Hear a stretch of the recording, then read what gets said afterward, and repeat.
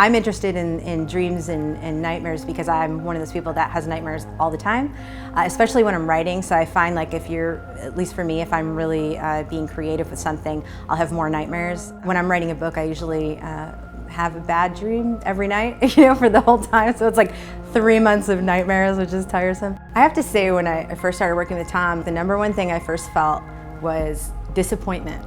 Because I thought it was going to be wild and crazy and just, over the top. And instead, he's really intelligent, well-spoken, well-mannered, and it was just so inspiring to hear all of his creative ideas. I can't even express how much fun it was to have that kind of person inspire you in your work.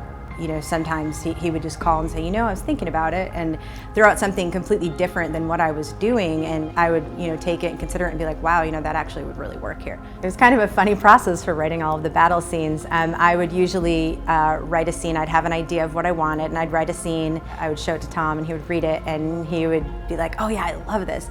And then what about, and then have something like completely outlandish and off the wall, and I would just be like, yeah, okay, no, it's probably not gonna work. And then of course I'd sit there and think about it, and I'm like, yeah, that's exactly what I should do. And then I would go and I would kind of take his thought of how to make it bigger, and then with my idea and kind of mesh them together, and it worked out really well. The relationships in the novel are what I do. Like those are the kind of books that I want to write and want to be a part of, and the relationship with Poet and his brother, Poet, and Samantha and Jarabek and all that, that was the part of the story. To me, that was the heart of the story.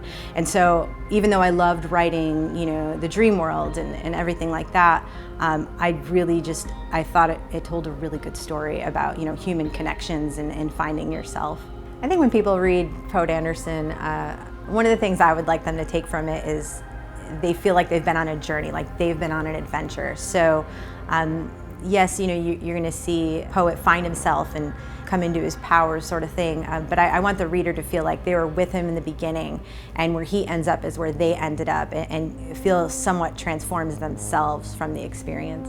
I don't want to give too much away, but with the next installment of the book, I definitely have some ideas. I think for me, I would love to take it even darker. That's something, we're just kind of kicking around ideas now for the next book. So we'll see. But I know we're gonna see more of the Dreamwalkers and the Night Stalkers, and more of Genesis and beyond. So it's pretty exciting. What a wonderful